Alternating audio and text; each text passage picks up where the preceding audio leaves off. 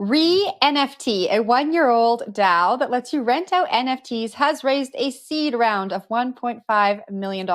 So the Ethereum-based project recently facilitated the lending of stoner cats. You'll remember that is the latest project from Mila Kunis and her husband Ashton Kutcher, where holders rented out their tokens to give others access to a private Discord event.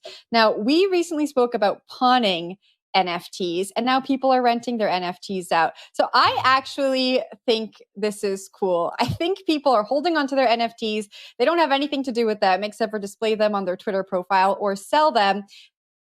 They're given the option to pawn them, and now they can rent them out. And if we think about the NFTs that offer physical experiences and perks, if you're not going to use those, why wouldn't you rent those out to someone else who can benefit from them? But David, you always fight me on everything fun, so I'm sure you have a different take on this, so I'll pass it down to you. No, my instinctive reaction was definitely skeptical, but once you read and you talk, you get into the details about, there are actual benefits to these things. Holders get access to services and things like that. And yeah, if you're not using it, it's not insane to try and, give access to that to somebody else.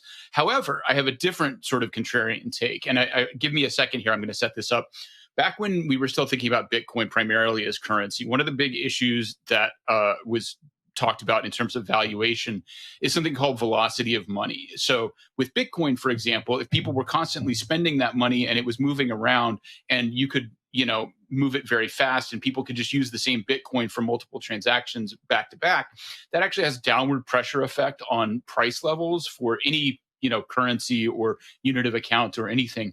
And so the one thing about this that makes it that has some weird implications is that if you can just rent an NFT to get an experience that you value, that drives down the value of the NFT on the market. So that's something to keep in mind here for NFT holders. It's like you get some secondary income, but maybe you're making actually owning the thing less valuable when you make it possible to rent it out. But on the upside, this is definitely another fascinating addition to just the catalog of kind of composability options and just things that you can do with these assets that it's just like so much easier than the way that traditional finance and traditional assets work, that it opens up all kinds of things like this that is, risky but cool, I'll say. Yeah, I'll add to that and just say how... Sorry, Jen, go ahead. No, take it away. I was just going to say, just on your last comment there, David, about how easy this is. If you compare this to renting things in the meat space world, right? I mean, in NFT world, you're literally just creating a contract, a smart contract that is changing whose keys own this asset and who can use it. And you have a predetermined time period, and it's all kind of locked in there. In the real world, I mean, you lend something out, you got to figure out, okay, well, first of all, we got to get some sort of insurance covering all of this because someone could run away with our stuff, what kind of collateral, what kind of identity check, because that's a huge part of renting in the real world. You got to be able to trust the person to, be good to their word and give you back whatever you're renting.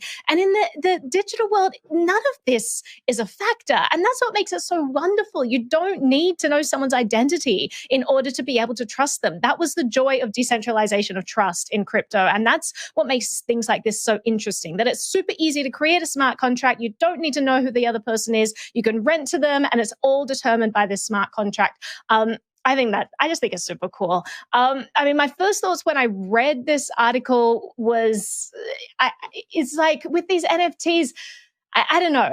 I was like, what? So you're blending a picture, like someone's profile picture to someone? Like, that's the weirdest thing. Like, what? But then I thought about it more and I was like, okay, a lot of these NFTs carry a lot of perks with them. You can, meet band members of a band. You can, go behind the scenes at a baseball game. Like, all of these things are now experiences that you can kind of sublet, which is kind of an interesting new economy that's starting to emerge. So I'm definitely going to keep an eye on where this sort of thing takes us.